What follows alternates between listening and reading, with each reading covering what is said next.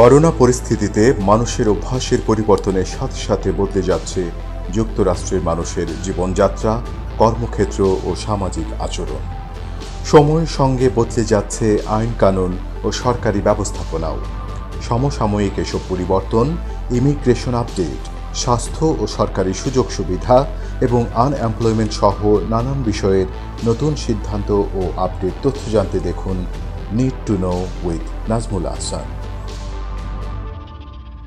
চোখ রাখুন এবিটিভিতে।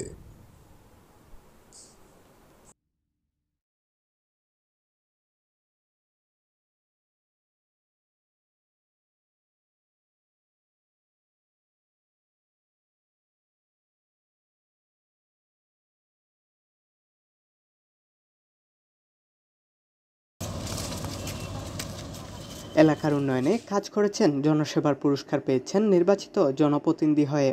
কিন্তু কয়েক বছরে সুরমার করাল গ্রাসে রাত কাটে নির্গুম।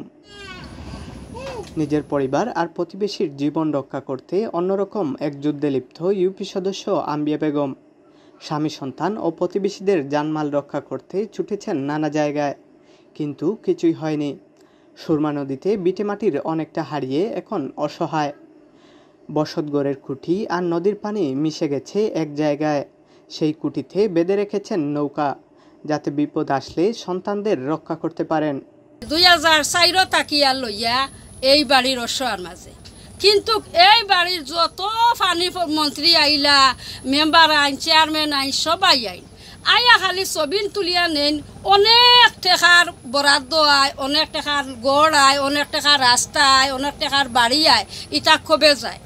আজ অসহার মাঝে আমার মেম্বার বঞ্চিত বানাইছেন সবে, যে এই বাড়িটার কোনো উপন্ত হয়নি। ই যে ফালির মাঝে একজন মেম্বার নিয়ে হইয়া আমি অসহার মাঝে, আমি ঘুম নাই, নিদ্রা নাই, আমার বাচ্চাই লইয়া 3টা পরিবার যে আমরা ফালির মাঝে আমরা ডুবিয়ে আসি, আমরার ঘুম নাই, সবাই বিল্ডিংও ঘুমার, আমরার ঘুম নাই, নিদ্রা নাই, আমরা নৌকার সামনে লইয়া আমরা দাঁড়াইয়া আসি। অনুরোধ করি আপনারা যদি দয়া মেহরবানি করি তখন আমরা এতটা আশ্রয় দেখাইয়া নাই, আর ছাড়া আমরা কোনটা করার মতো নাই।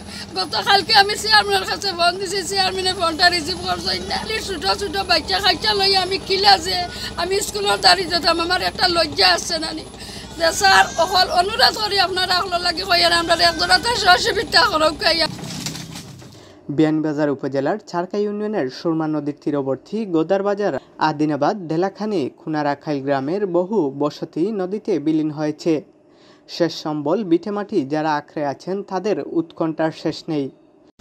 আমরা তো আল্লাহর উপরে ভরসা করিয়া বলছি, আমরা মানুষের মনোরতে মনে নাই। এখন তো মানুষের যদি সাহায্য না করে আর মানুষের যদি না ইয়ে করে, এতে আর হইব। আমরা যে এই অবস্থা দেখরা, আমরা এই রকম আছি, আমরা যে আমার বাচ্চা আছেন, আমরা গ্রামের সবাই আছি, এইরকম আমরা অস্তিত্ব আছে। আমরা থাকি, আমরা এই দরিদ্র মানুষ, আমরা এই অবস্থায় আছি। নদী পাড়ের সেই পরিবারগুলোর চোখে এখন আতঙ্ক। শেষ সম্বল যদি কেড়ে নেয় নদী, তাহলে পথে নামতে হবে তাদের। এ অবস্থায় দায়িত্বশীলদের সহযোগিতা চাচ্ছেন তারা। তাজবির আহমদ সাইম, এবিটিভি, বিয়ানীবাজার।